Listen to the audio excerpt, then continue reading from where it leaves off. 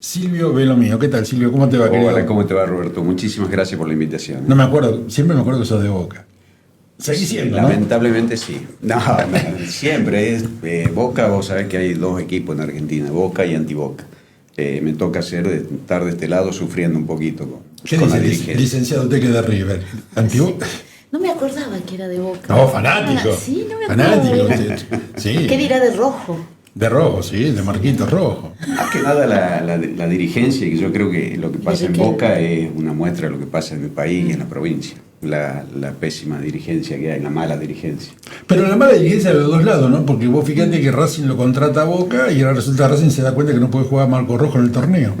Entonces, qué locura todo esto, ¿no? Totalmente, totalmente. ¿Qué es más fácil, arreglar el problema de Boca o el tema de la política? ¿Qué más? La política es mucho más fácil. ¿Sí? Sí. Pero lo que pasa que en Boca y en el fútbol en particular hay algo parecido a lo que hoy se volcó en política, el fanatismo, que es una cuestión que particularmente estoy renegando de esto, y esto es uno de los motivos también por los cuales decidí nuevamente volcarme a la arena política de las elecciones, ¿sí?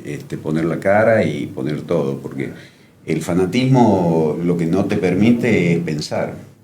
Cuando uno es fanático, no da lugar a las ideas, no da lugar a los conceptos, a poder razonar las cuestiones, y establece una postura. Cuando uno establece una postura rígida, bueno, eso no te debes permitir en política. Y es lo que está ocurriendo hoy. Hoy estamos, a diferencia del año 2019, donde fue la última vez que participé en elecciones, donde la grieta estaba muy marcada y había casi un 50 y 50. Era muy difícil ir por la delgada línea roja del medio.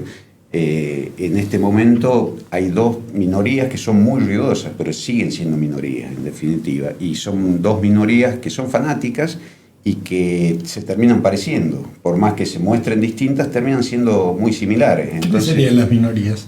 Y hoy quien nos gobierna a nivel nacional, el espacio que nos gobierna a nivel nacional, que se está creando, sí, pongamos, ya tienen partido, llegaron sin partido, ya está la Libertad Avanza, y por el otro el kirchnerismo, que se está agotando también.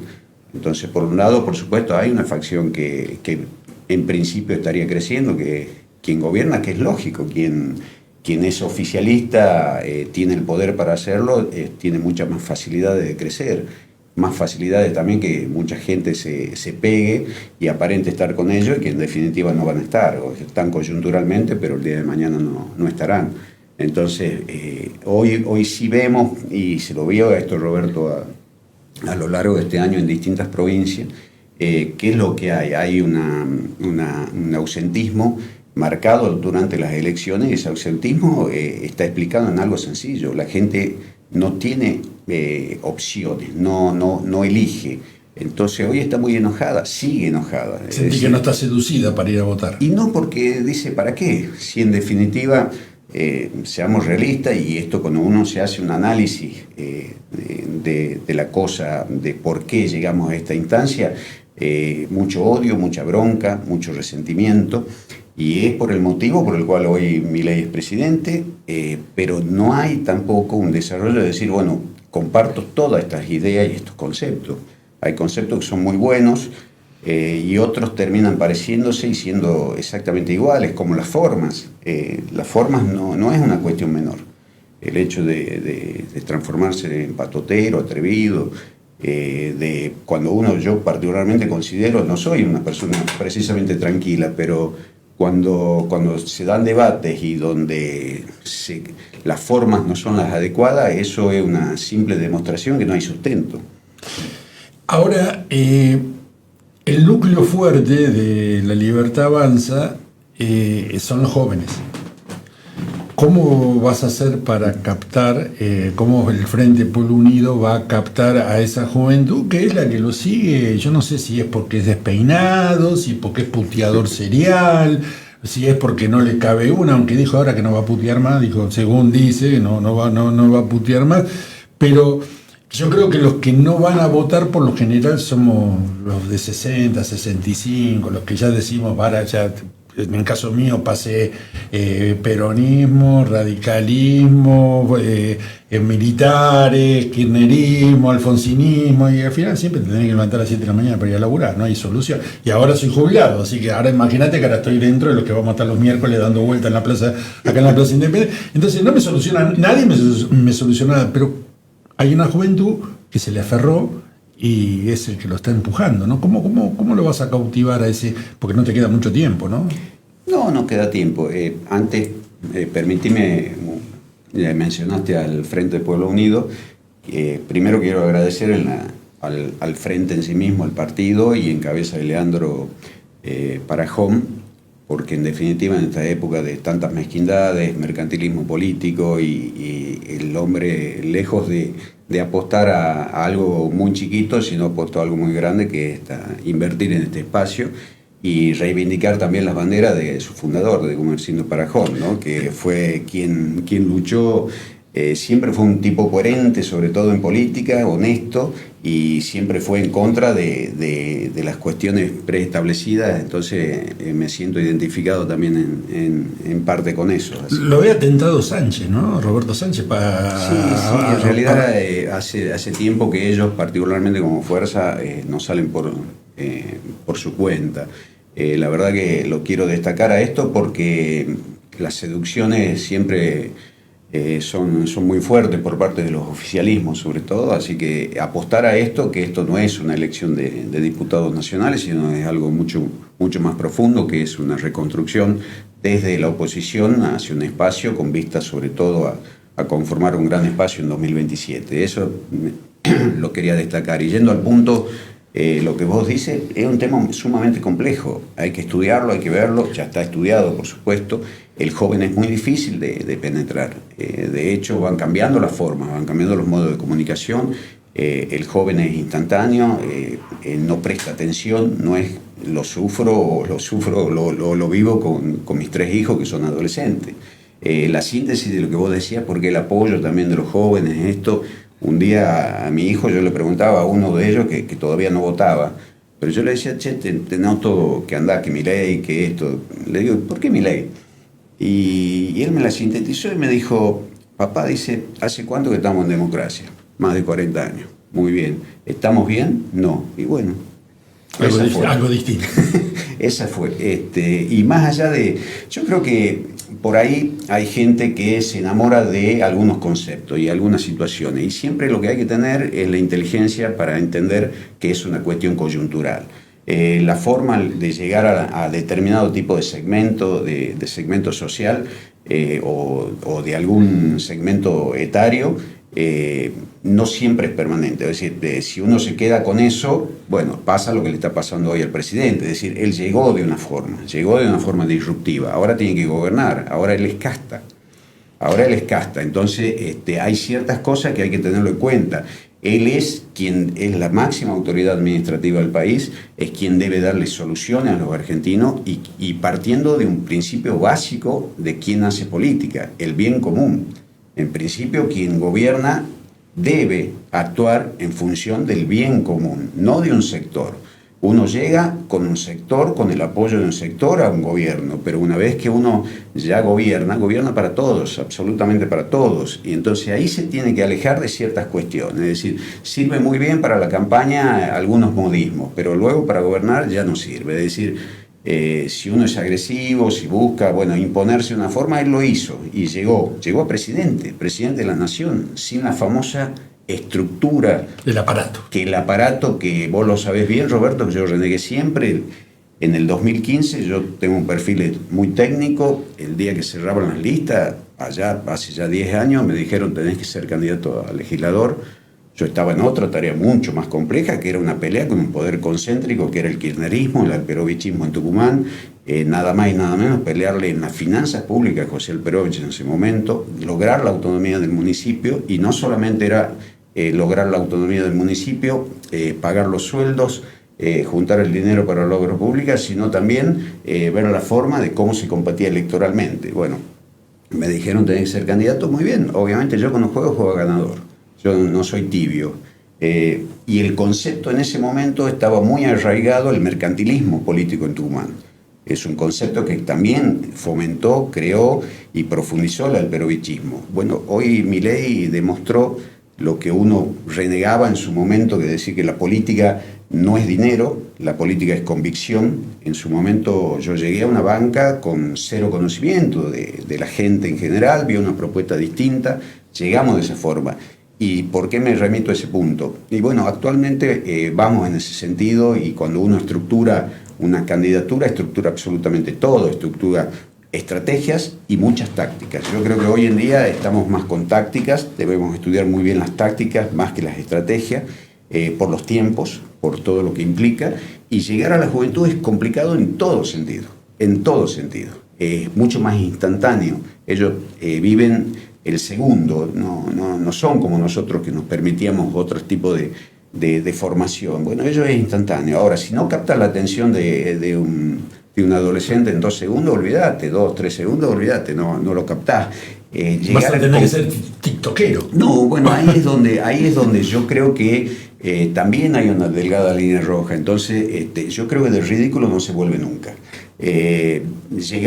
Buscar ser inteligente, de transmitirles las ideas, los conceptos, que es lo que en definitiva yo pretendo por Tucumán, por eso es que voy a luchar por esta banca, y llegar con esto, sin cambiar, sin transformarme en un payaso, ponerme una nariz, y como te digo, me parece ridículo algunas posturas que adoptan algunos, las respeto por supuesto, pero no perder mi esencia. Ahora, sos contador público, ¿verdad? Sí. Sos contador público, sí. Bueno, y recién analizaste a Milei desde el plano que quizás en algún punto coincidís con Ricardo Bussi, con Mariano Campero, que dice, bueno, no, la agresión no me gusta la forma, el modo. ¿Ricardito dijo eso? Ricardo dijo eso, sí. Recién estaba viendo el Instagram de Mariano y bueno, coinciden en eso. Pero quería preguntarte, ¿cómo analizás el plan económico del presidente? El plan económico en particular, yo lo sintetizo en algo. Él puso al frente de la cartera económica a alguien que ya es conocido, ya participó de un gobierno, de un sector político al cual en su momento pertenecía, yo también trabajé con ellos, y está cometiendo al PRO los mismos errores. No, el PRO era un partido. Nosotros, Juntos por el Cambio. Es decir, yo nunca llegué de la mano del PRO a la banca, que también ese era otro de los errores, que mucha gente decía, vos has llegado con Cambiemos. No, nosotros forjamos en Tucumán el acuerdo del Bicentenario en 2015. De hecho, con el trabajo de Tucumán, gracias al trabajo de Tucumán, en cierta forma, también se impuso Mauricio Macri a nivel nacional. Entonces, pongamos las cosas como corresponde. Juntos por el Cambio, a Cambiemos, no le debo absolutamente nada, nunca le debí, y las cosas que logré en su momento fue por otros sectores. Volviendo al punto de lo económico, que es lo más importante en esto, yo considero que la macroeconomía es importante y es compleja y es amplia. De hecho, la economía en sí misma no es una ciencia exacta, más allá de que es una ciencia social. Entonces, si uno analiza por qué es una ciencia social, es porque precisamente se aleja de las fórmulas y de la exactitud de la cuestión aritmética. Tiene componentes, sobre todo lo social, está incorporado dentro de la macroeconomía. Hoy el gobierno nacional está abocado hacia una sola parte de la macroeconomía, que es la finanza, donde en su momento Mauricio Macri lo definió a Caputo como el Messi de la finanza. Bueno, sí, es el Messi de la finanza. Hay que ver si ese Messi de la finanza juega en equipo o juega solo para él. En esta cuestión veo que se está poniendo muchísimo esfuerzo solo en esto. Ahora, en la macroeconomía no veo que haya crecimiento, no veo que haya desarrollo, no veo que haya políticas de comercio exterior perfectamente definidas, no veo que estemos ganando nuevos mercados, no veo que haya una propensión a generar mayores industrias, generar mayores trabajos genuinos. ¿El RIGI fue un error? ¿Un fiasco? No, el RIGI es un concepto, me parece que es un concepto que como concepto es muy bueno, conceptualmente es muy bueno, pero está claro que estuvo dirigido hacia un solo sector, o en particular a la minería y los hidrocarburos. Eso está claro, porque era lo que estaba creciendo y se necesitaba. Pero vos fijate que si vos analizás por regiones, por zona y por provincia, el RIGI en Tucumán fue un fracaso, porque también necesita el acompañamiento general. Y bueno, esa es la política y la globalidad, es buscar en definitiva un concepto muy claro y sobre todo políticas públicas en este sentido. Hacer las cosas en forma aislada es complejo. Hoy uno ve a nivel nacional decir, bueno, dentro de lo que es la economía y dirigido sobre todo por un economista como Sturzenegger, un sector de lo que es la reconfiguración del Estado. Esto no es nuevo, esto ya Jorge Bustamante hace más de 40 años escribió un libro que es la República Corporativa, donde hablaba precisamente de lo que es la complejidad del Estado y la telaraña que es. Está muy bien desactivar esa telaraña, pero hay que tener cuidado porque eso requiere más de un tratamiento quirúrgico, no tanto motosierra y sí con un bisturí, porque el Estado es sumamente sensible. De hecho, hay cuestiones que son muy sensibles y otras que están muy claras. Por ejemplo, hoy no tenemos patente para los vehículos 0 kilómetros, hace casi 8 meses. Parece una tontera, pero en definitiva es una demostración de que hay que tener cuidado cuando uno va en contra del Estado o de la forma que está hoy articulado el Estado. El Estado es una cuestión sumamente compleja. La cosa pública hay que respetarla, no es ni más fácil ni más difícil que lo privado, es específico, hay que saber, hay que conocer, y yo insisto con ciertas cuestiones. Vos no podés llegar a una función pública a aprender. Yo no puedo llegar a un cargo y decir, bueno, ahora veo qué hago. Eso es lo que veo en el gobierno nacional, en muchos sectores, también lo veo en el gobierno provincial, y ustedes lo saben, hace mucho tiempo que vengo reclamando que el gobierno provincial está totalmente estancado, con políticas anacrónicas, no se adapta a lo que son los nuevos cambios y los nuevos paradigmas, no nos estamos subiendo hacia eso, pero en definitiva lo que veo del gobierno nacional en particular, insisto con esto, las finanzas están abocadas hacia eso, pero no están abocados a lo que es el crecimiento de la macroeconomía, que es lo que necesitamos. Nosotros no podemos seguir con indicadores, con valores similares a la década del 70. La verdad que en un país como Argentina, que siempre fue creciendo paulatinamente, nosotros seguimos estancados, seguimos con valores similares. Hay que prestar muchísima atención a lo que hoy la gente reclama. De hecho, en los análisis de los focus group de los últimos, la principal preocupación del argentino es la fuente de trabajo. Ya dejó de ser la seguridad. Ya dejó de ser la seguridad e inclusive la inflación, que uno de los puntos que es básico. A ver, hay dos cosas que destaco en la cuestión macroeconómica. Obviamente, combatir la inflación, eso está claro. Como tributarista, el único impuesto que existe y que se puede imponer en una sociedad que no pase por el Parlamento es la inflación, ¿sí? Perjudica no solamente a un sector al que menos tienen, como dicen, perjudica absolutamente a todos. Y la otra cuestión es el equilibrio fiscal. Está claro y está muy bien que se instale de esta forma de decir, señores, hay una cuestión que no se debe tocar, el equilibrio fiscal. Ahora, cuando uno analiza la cosa pública, siempre los fines son alternativos, los recursos siempre van a ser escasos en la función pública, pero ahí es donde uno decide sobre qué y cómo lo distribuye los recursos, porque si uno ve actualmente en los discursos, cuando llegó esta gestión a nivel nacional, dijo, yo voy a eliminar la casta y voy a ir contra la casta. Yo consulto la casta, yo la noto que goza de muy buena salud, la casta en general. Cada vez mejor. Casta política, judicial, porque no lo restringamos solamente a los parlamentos. La casta es todo esto. Ellos ya son casta también. El gobierno nacional, los funcionarios ya pertenecen a la casta, goza de muy buena salud. Y lo que yo sí veo y se analiza, y cuando uno analiza los números, es que la macroeconomía en general tiene números que no son alentadores. La clase media está sufriendo el ajuste brutal y entonces yo me pregunto, digo, bueno, ¿quién en definitiva se está llevando, quién está pagando los platos rotos de todo esto? Y es la clase media. Y la clase media no es una definición en función de los ingresos. Es decir, cuando uno mide y dice, bueno, es clase media en función de un rango de ingresos. No es solamente eso. La clase media es nuestra identificación, Roberto. Ahora, ya que te tengo, porque a cada invitado le hago la misma pregunta, porque hace 2 meses que estoy buscando y no la puedo encontrar. Me quedé con unas palabras que dijo el legislador Jerónimo Vargas Aynace, que a modo coloquial, así para que lo podamos entender los mortales que no sabemos nada de economía, dijo: el superávit es un ahorro. Cuando hay superávit es porque hay un ahorro, ¿no? No sé si vos como contador estás de acuerdo.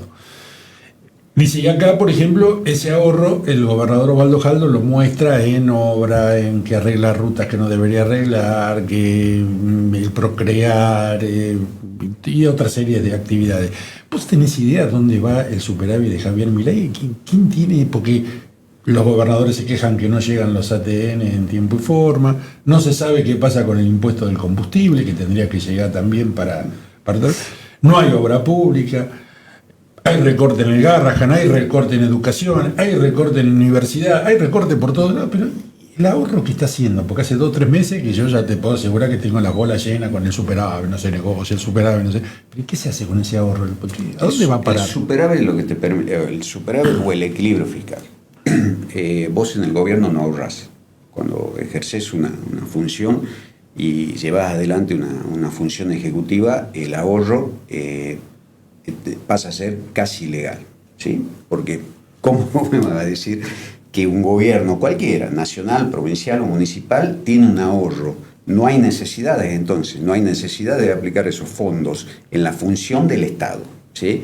El superávit en sí mismo no debería existir como tal, sí el equilibrio, porque eso te permite no seguir endeudándote. Bueno, muy bien, ese es un punto. Yendo hacia las declaraciones, la verdad que no los escuché al legislador, pero no veo la obra pública en Tucumán, no veo que se aplique los fondos, que haya políticas públicas destinadas al crecimiento de la producción, de la industria, no lo veo, no lo ven los números tampoco cuando uno analiza. No se ve en qué sector están volcando todo esto, y sí veo que el gobierno provincial fue acomodaticio y se arrodilló ante el gobierno nacional, apoyó absolutamente todo esto. Hoy reclama el impuesto sobre los combustibles que lo mencionaste. Ellos le dieron la facultad al gobierno nacional que con el producido del impuesto sobre los combustibles haga lo que quiera, lo utilice lo que quiera a través de la ley base. Entonces hoy esta incoherencia yo la quiero poner siempre de manifiesto, porque los ciudadanos estamos cansados que nos quieran engañar o confundir. No existe, no debería existir superávit en la función pública, sí el equilibrio fiscal, porque si uno tiene superávit, realmente son gobiernos, y quizá en su momento lo que era la zona de Escandinavia, perfecto, sí, tenían un esquema totalmente distinto donde lo tenían solucionado casi todos sus problemas, y de esa forma podían producir un ahorro. Ahora, la producción que hay del ingreso dentro de la gestión pública es para aplicarla hacia el bien común. Las necesidades, lo que te decía al comienzo, las necesidades siempre son infinitas, los recursos es lo escaso. No lo podemos dar vuelta a la cuestión, hay que aplicarlo en la cuestión social, lo que vos dices, la cuestión social que es sensible. El Estado no es una entelequia, no es algo de decir, bueno, una definición, el Estado. No. El Estado es una creación en función de la necesidad del ser humano de vivir en comunidad. Cuando el ser humano decide vivir en comunidad, dice, señores, ¿cómo nos organizamos? Nos organizamos de esta manera. Hoy tenemos una estructura en Argentina, hace muchísimo tiempo, sobre todo nuestros próceres gestaron un sistema representativo, republicano y federal. Tenemos un esquema de gobierno, tenemos una forma de gobierno, eso es cómo se llega y cómo se debe gobernar. Muy bien, de ahí en más se establecen las políticas públicas. ¿El Estado de qué se hace cargo? Entre otras cosas, para que la gente lo entienda, que el Estado debe hacerse cargo de cuestiones esenciales, y se fueron agregando otras cuestiones, como ser la educación y la salud, que en su momento originariamente no formaban parte de las necesidades y las obligaciones del Estado en sí mismo. Bueno, todas esas tareas, defensa, seguridad, todas esas cuestiones las debe desarrollar el Estado, si no, ¿quién las hace? Ahora, en esto quiero marcar un punto. Javier Milei es una de las personas más coherentes que hay en política, porque él dijo que odia el Estado, él se definió como anarquista, y por lo tanto él dijo, y lo sigue diciendo, yo voy a destruir el Estado. Y no estamos entendiendo que Estado somos todos, en definitiva. Está el Estado, que somos los ciudadanos, y el Estado gobernante, que son los funcionarios. Pero nosotros vivimos en comunidad. Ahora, si se destruye una parte que es esencial, que es quien debe brindar soluciones a la comunidad, y yo digo, ¿cómo seguimos con todo esto? ¿Cómo seguimos, licenciado? No, lindo tema este, ¿no? Digo, es para hablar horas y horas de lo que es el Estado. Digo, ¿estás a favor de que los extranjeros paguen la salud? Viste que en otros países no pasa, ¿no? De hecho, los argentinos si vamos, nos dan con un caño con el tema de salud. ¿Y cómo ves el tema de los extranjeros también? Universidad, pago de la salud. ¿Cómo ves ese tema? ¿Qué postura tomas? Un viejo tema, ¿no? De hecho, cuando uno va y tiene la suerte de ir hacia otros países, está claro que no solamente es caro para el que va, es caro para el que habita. Totalmente. La salud es un bien que es carísimo. Sí. Si no es el Estado benefactor, Argentina... A ver, vamos a la génesis también de todo esto. Argentina es el único que tiene un sistema tripartito en el mundo. Y sigue existiendo y sigue con todos sus problemas. Todavía se sigue desarrollando de esta forma. Después está la otra cuestión y la decisión de decir, bueno, ¿a quiénes abarca este beneficio? Absolutamente a todos quienes están transitando por nuestra tierra o aquellos que pueden venir de una frontera. Yo creo que es un tema muy, es un tema muy chico para que el gobierno nacional tenga que abocarse necesariamente a eso. Yo, como ellos que son economistas, sobre todo el presidente, que haga un análisis de cuánto le cuesta al Estado atender este tipo de particularidades. Ahora, cuando esas particularidades se transforman en generalidades y tienen un peso específico que me haga a mí repensar la política pública, estoy totalmente de acuerdo. En lo que no estoy de acuerdo es en atacar la salud pública y la educación pública, ¿sí? Porque son valores que en definitiva nosotros los debemos proteger. Yo sí considero un Estado eficiente. Yo voy mucho más allá del tamaño, no me interesa el tamaño, sí me interesa que el Estado sea eficiente. Y hay ciertas cuestiones que hacen a nuestra identidad. La salud pública, la educación pública, hacen precisamente a la diferencia que tiene Argentina del resto de los países de Latinoamérica. Yo no soy partidario de ir hacia un esquema como Perú, de ir hacia un esquema como Chile o cualquier otro, Ecuador o cualquier otro país de Latinoamérica. Pueden haber tenido un éxito coyuntural en algún aspecto. Ahora en lo social, Argentina siempre fue distinto y yo no quiero que desaparezca en Argentina la clase media, que es en definitiva a la que pertenecemos la gran mayoría de los argentinos, que es lejos. Yo quiero que deje de ser aspiracional para que realmente tenga la posibilidad de una movilidad social ascendente, que nuestros hijos tengan una perspectiva de crecimiento, y si no, bueno, copiemos modelos de otros países donde está segmentado y solamente tienen beneficios aquellos que tienen la posibilidad económica de tener este tipo de servicio. Yo eso lo tengo muy claro y me defino para que quede bien claro también conceptualmente. Desde el punto de vista económico, soy un liberal, eso está claro, no libertario, liberal. Tengo una posición fijada en lo que hace a las relaciones internacionales, soy un realista, conceptualmente lo tengo y sé de la cosa pública porque me tocó actuar en la función. Y si hay algo que la función te deja, es la posibilidad que con acciones concretas poder dar beneficio a una masa de gente importante. Y bueno, eso es el principio básico, el bien común. Ahora, la definición de algunas políticas públicas, eso se tiene que dar en los ámbitos que corresponde. El gobierno nacional, por un lado, y el Parlamento. Por eso es que yo apunto a esta Cámara de Diputados. Acá no hay ideas en el Parlamento. Lo que se está poniendo en discusión permanentemente son solamente proyectos del Poder Ejecutivo Nacional. No hay ideas que lleve hacia adelante el sector. Hay diputados de la provincia de Tucumán que particularmente no les sé ni el nombre. No sé qué proyectos llevaron a la discusión en el recinto, no solamente en el recinto, en las comisiones, que es donde se debe tratar. No tenemos presupuesto a nivel nacional. Esta gestión hace cerca de 2 años que está gobernando sin presupuesto, que la ley madre también. Entonces hay cuestiones que son muy sensibles. Se está poniendo en discusión lo que es la coparticipación federal, me parece bárbaro. Nuestro esquema de coparticipación va en contra de lo que dice nuestra Constitución Nacional. La Constitución, cuando se reformó en el 94, dijo, señores, a partir de ahora se sanciona la Constitución, reformen la ley de coparticipación federal, que es del año 88, con vigencia del 89, y sigue vigente el mismo esquema. Entonces ahora los gobernadores recién ahora advierten que este sistema de coparticipación es perverso. ¿Por qué? Porque no le llega lo que le venía llegando. Los ATN en particular, la provincia de Tucumán no tiene nada que decir. porque están los números, se sabe cuánto percibió la provincia de Tucumán y fue uno de los principales beneficiados por este gobierno en lo que hace a los recursos de los ATN. Muy bien, llega un tiempo electoral, está claro, se diferencia. Yo lo que me pregunto es, en particular, el gobierno provincial, ¿qué va a hacer? ¿Qué va a mandar a votar a sus diputados?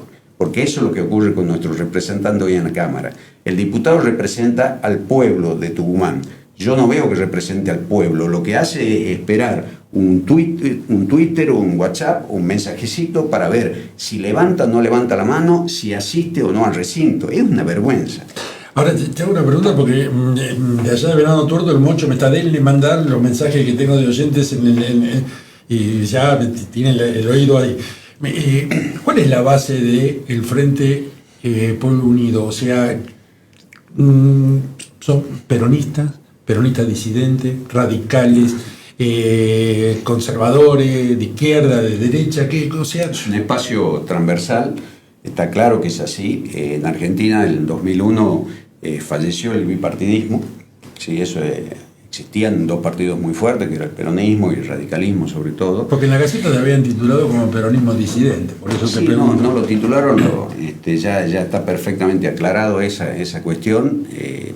La verdad que no sé de dónde me estigmatizan con un concepto. Yo no estoy afiliado a ningún partido político, soy independiente en definitiva, tengo los conceptos muy claros, conozco la cosa pública, soy no solamente contador, soy tributarista, tengo un máster en políticas públicas, un máster en relaciones internacionales, me tocó la función pública, fui un perseguido político también, porque más allá de que uno no hace bandera y políticamente no lo utilizo a esto, pero a mí en la gestión anterior, cuando me tocó estar en la vereda del frente, siempre me toca estar en la vereda del frente, en la construcción, sufrí persecuciones, eso no lo pongo en manifiesto, no me victimizo, no me interesa. ¿Por parte de quién? Del gobierno del alperovechismo en su momento.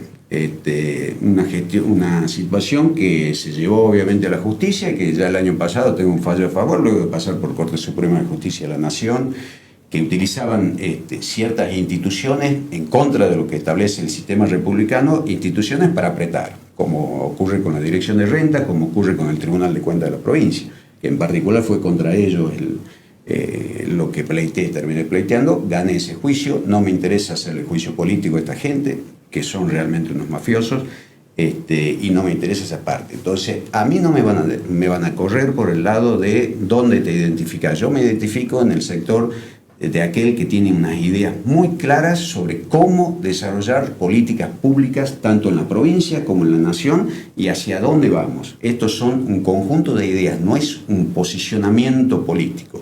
Hay gente que necesita un sello para identificarse. Yo me identifico con las ideas y las ideas son transversales. Todo lo que implica las ideas en sí mismo, ¿sí? Si uno estudia, bueno, yo sí tengo esas ideas, forman parte de nosotros y en particular este partido que lo encabeza Leandro Parajón, entendió el concepto que nosotros lo primero que tenemos que hacer es articular. Primero, hacerle conocer a la gente cuáles son nuestras ideas, nuestros conceptos. Articular un espacio que es transversal, donde ese enojo que hay con la clase política se transforme en algo positivo, se transforme en una sinergia que haga una construcción real de una alternativa en Tucumán, porque esto no se agota el 26 de octubre, empieza el 26 de octubre este espacio. Considero que los graves errores que tiene, la falencia que tiene el oficialismo en la provincia de Tucumán, la culpa la tiene la oposición. Acá hay opositores que son funcionales y fueron siempre funcionales al oficialismo, y si no se transformaron en funcionarios. Cuando se mostraban como opositores, una vez que asumen otros gobiernos, ya directamente blanquean la cuestión y pasan a ser funcionarios de lo que tanto criticaron en su momento. Entonces está claro. Sobre todo el radicalismo, ¿no? Por lo que estoy diciendo. No, pero vos fíjate que sí, lamentablemente no es solamente el radicalismo. No es solamente el radicalismo. Pero esto no me refiero solamente a este gobierno que encabeza Waldo Calvo, me refiero a todos los otros, ¿sí? Se muestran primero como opositores, después terminan siendo o son funcionales con esa presentación electoral que hacen una ficción ante la gente, engañan al electorado, le dicen que son distintos, quieren algo distinto y terminan siendo funcionales. Me tocó en la Cámara. Cuando asumí éramos 15 legisladores que veníamos de la oposición. No duró ni siquiera al momento de asumir. Antes de asumir ya no éramos 15. Tengo una pregunta, ¿no? Dentro de ese análisis que querés hacer, que estás haciendo, que está interesante.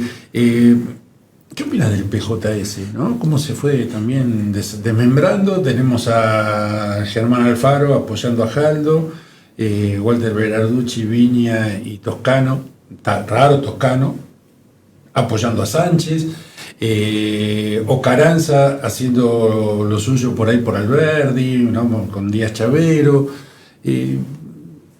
A mí no me gusta particularizar con algún sector en particular lo que te di, pero este concepto que te di de la oposición, que termina siendo en definitiva funcional al oficialismo, también se dio en ese espacio. ¿Pero claro. te sorprendió que Germán Alfaro... Sí, por supuesto que me sorprendió. ¿Para bien o para...? No, para mal. Está claro que para mal. Pero bueno, son decisiones donde, cuando yo te decía que no solamente se terminó el bipartidismo en el 2001, sí la esencia de lo que son los partidos también se diluyó lo que es la cuestión partidaria. Antes en los partidos se discutían las ideas. Esas ideas se las llevaban desde el punto de vista orgánico y se establecían bases, ¿sí? Que es la consulta que hacían. Se establecían cuáles eran las bases, cuáles eran las ideologías. Bueno, eso se perdió, no hay una discusión partidaria. Hoy es simplemente acomodar, ponerse en un lugar o en el otro. No hay ideas, e insisto con esto, no hay ideología. La ideología es muy buena y de hecho a mí, no me quiero ni autorreferenciar ni nada, me encanta sentarme a discutir y charlar con quienes piensan distinto. Yo creo que hay que buscar eso, la masa crítica precisamente. ¿Por qué todos creen o creemos en algún aspecto que tenés la razón? La verdad no la tiene nadie. La verdad siempre es relativa. No puede ser absoluta, y mucho menos en la cosa pública. La cosa pública es transversal también en la gestión. Es decir, si yo me paro en un lugar y digo, señores, yo soy liberal, soy libertario, soy de izquierda, no podés enfrascarte solamente en eso. Cuando ejerces la función tenés que ser transversal y tenés que utilizar herramientas de éxito. El hecho de que estén identificados con un sector o con el otro no lo transforma en nada. Vos fíjate lo que pasa hoy en la gente que una intelectual la gente, pero cuando hay algunas definiciones se habla de populismo. ¿Qué es lo que cree la mayoría? Le suena populismo a popular de izquierda, que es con la identificación que hacían del kirchnerismo. El populismo nace con Luis XIV, el Estado soy yo. El populismo es eso, es la concentración del poder en una persona o en una casta muy pequeña. Eso fue el kirchnerismo. Bueno, este gobierno nacional es populista y no es de derecha. Yo no lo considero que sea un gobierno de derecha. Derecha es Trump, por ejemplo, que es nacionalista y defiende lo suyo. Trump impone y dice, señores, para que usted ingrese con sus productos a nuestro país, espere un momentito, vamos a analizar a qué perjudica en nuestro sector, a qué perjudica en nuestro país, a qué perjudica en nuestra economía. Y te manda los aranceles. Por supuesto. Ahora, y negocia con todo el mundo. Trump negocia con todo el mundo. Trump. Y lo pongo en cabeza porque hay mucha gente que lo identifica y dice, bueno, yo soy... Eso es relaciones internacionales también. Es decir, el interés en las relaciones, en el comercio internacional, lo que prima es el interés, no la ideología. Hay gente que cree que China sigue siendo comunista. Lo único que tiene de comunista China es el partido, la denominación del partido, pero de ahí en más el concepto económico está, pero en las antípodas de seguir siendo comunista. Entonces, acá lo que hay es ignorancia sobre todo. Es ignorancia y discutir. A la gente tirarle carne podrida para que se maten entre ellos y mostrarle que el que piensa distinto es enemigo. Y esta cuestión está hace muchos años, lamentablemente, en la política argentina. El que piensa distinto es enemigo y no sabe absolutamente nada. Yo quiero saber si te voy a votar o no, porque las primeras semanas de septiembre cobro mi jubilación. Silvio Belomio sentado la semana pasada en la Cámara de Diputados, ¿a favor o en contra del aumento a los jubilados? Silvio Belomio sentado en la Cámara de Diputados, sobre todo lo que hace es llevar un proyecto para reformar el régimen previsional, lleva un proyecto para reformar la cosa tributaria, todo el esquema, porque es sumamente complejo, reformar la coparticipación federal. Eso es lo que voy a hacer yo, llevar ideas. Y en particular, ¿discapacidad? Bueno, a ver, estas son las cuestiones que hablamos recién, son muy sensibles. ¿Por qué ajustar ahí? ¿no hay otras cosas para ajustar? Yo digo, me parece que sí hay. Bueno, no podés tocar. Gracias a Dios, no me tocó a mí. No te tocó todavía. No me tocó conozco muchas situaciones. Son excelentes y hay excelencia en la gestión pública de salud, ¿sí? En particular en el Garrahan. Y tiene también algo que es sumamente sensible, de los niños. ¿Cómo es necesario ir hacia eso? En la economía, cuando hablábamos al comienzo de la entrevista y de la charla, cuando dije, y lo sostengo esto, no es una definición mía, la economía no es una ciencia exacta, es una ciencia social. Dentro de la macroeconomía están conceptos sumamente sensibles que hay que atender, que es la cuestión social. ¿Por qué yo tengo que ir a ajustar justo ahí? Hay una cuestión de centralismo y de porteñismo que es grave, es gravísimo. Y eso pasa también en las decisiones que está tomando el gobierno central. Cuando dice yo ataco el INTA, el INTI, pues no tienen ni idea de cómo se desarrolla la producción en el resto del país. En el caso de Garrahan lo tienen cerca, pero al Garrahan acuden sobre todo la gente de las provincias, porque no tienen solución en cada una de sus provincias. La mayoría acude a eso. Entonces, ¿por qué atacar esto? ¿Por qué ajustar ahí? Ahí es donde yo te digo que vos no podés tener superávit en una gestión, sí equilibrio fiscal. No gastar más de lo que te ingresa, perfecto, pero tenés que aplicar todos tus recursos. Ahora, ¿son los jubilados? No lo son. La culpa de que los jubilados cobren más ley de Javier Milei, en absoluto, no lo es. Es un sistema que viene en retroceso permanente. De hace mucho tiempo. Pero muchísimo tiempo. Ahora, una de las políticas que vos me preguntás, que hace al régimen previsional en forma indirecta, es la creación de empleo formal. Entonces, si cada vez hay menos gente que aporta al sistema, hay más gente que es beneficiaria, y es lógico que se va a quebrar el sistema, y está quebrado. Ahora, ¿cómo hago esto? Reconvierto el sistema tributario, porque hoy en Tucumán, más del 60% de la economía es informal. En el resto del país llega a puntos de cerca del 50%. ¿Por qué no pensamos y reconfiguramos nuestro sistema para volcar la informalidad en lo formal y la persona que está fuera del sistema, darle ventajas comparativas para que el que esté dentro del sistema tenga una ventaja comparativa y real? Hoy las ventajas están del lado de ser sector informal. Ahora, el que está de este lado, en definitiva, el que hace los aportes como corresponde, que aporta al sistema y que aportando al sistema sirve para pagar las jubilaciones, para aumentar las jubilaciones, bueno, están del otro lado, no existen. Y también hay una cuestión de la gente, escucho a algunos que dicen el mercado, yo defiendo el mercado. No sé hasta qué punto vos podés decir que defendés el mercado si seguís beneficiando a toda la informalidad. Porque hay una cuestión de competencia también. No hay la misma competencia en aquel tipo que tiene que pagar todos sus tributos, estar en regla, están ante la sociedad, están blanqueados, de aquel que trabaja por abajo, todo en negro. Sabemos que es así. Ahora, ¿por qué no lo volcamos al sistema? ¿Vas a presentar eso, diputado, algún proyecto? Porque viste que el viceministro de Economía dijo que es distorsivo el ingreso bruto y que hay que sacarlo. A ver, ahí está. Siempre el egoísmo de según donde me paro, ataco a todo el mundo. No solamente ingresos brutos, ataca y dice que la presión fiscal en Argentina, la culpa la tienen los municipios. Señores, tanto en los ingresos tributarios como en lo que hace al gasto público, cuando uno analiza, y tiene que analizar esta cuestión, tiene que analizar cada uno de los sectores, hay que ver quién gasta más, quién recauda más, o cuáles los ingresos de dónde se produce. Y cuando uno hace ese análisis, se da cuenta de que este señor o no conoce o es un gran mentiroso. Entonces, muy bien, apretemos y vamos hacia ingresos brutos. Me encanta la idea como concepto del IVA provincial particular, como tributarista y como un estudioso de esto, pero sobre todo no desde el punto de vista del tributo en sí mismo. Me encanta porque el esquema que tenemos hoy de coparticipación federal, eso se lo regalaron los gobernadores y los municipios al gobierno federal. No importa, Javier, hoy le toca, insisto con esto, no importa el nombre propio.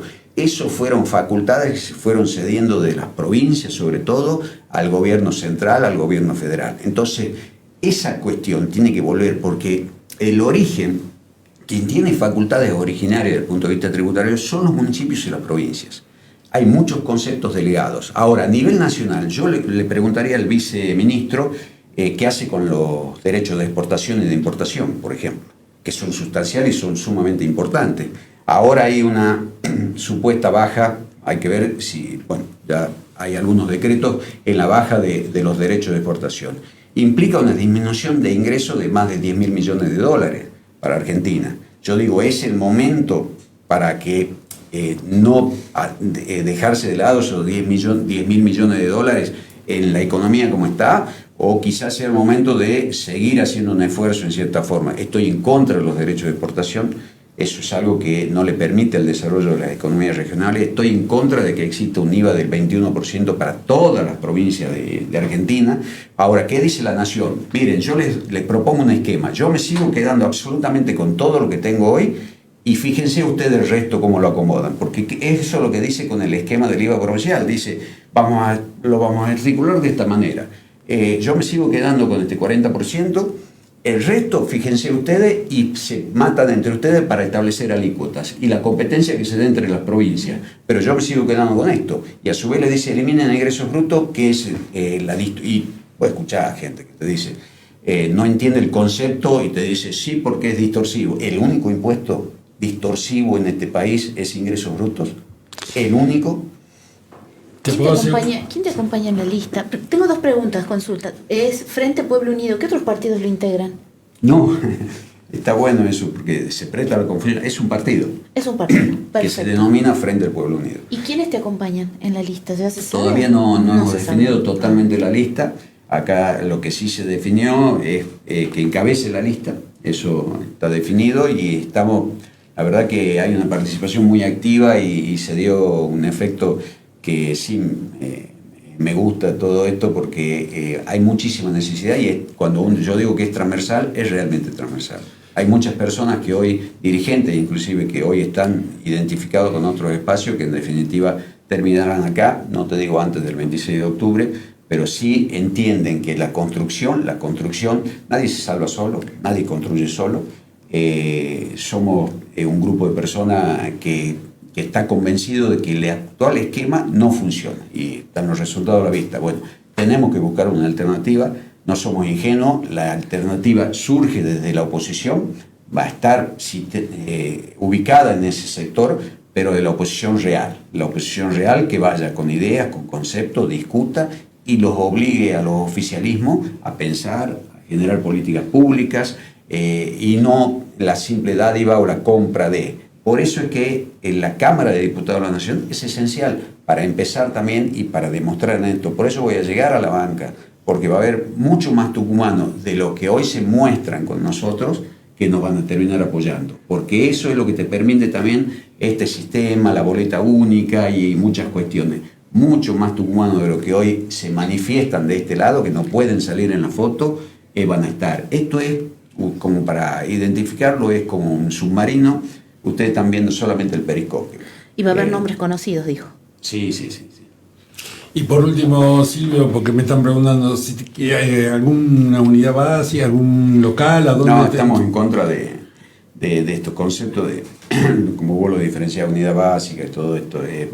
Mucha gente, hay algunos que se dicen dirigentes y que cómo se acercan. Dicen, bueno, yo tengo 153.200 votos porque acá está la planilla y todo esto. Muy bien, ¿cuánto vale? No, se terminó acá, es para convencidos.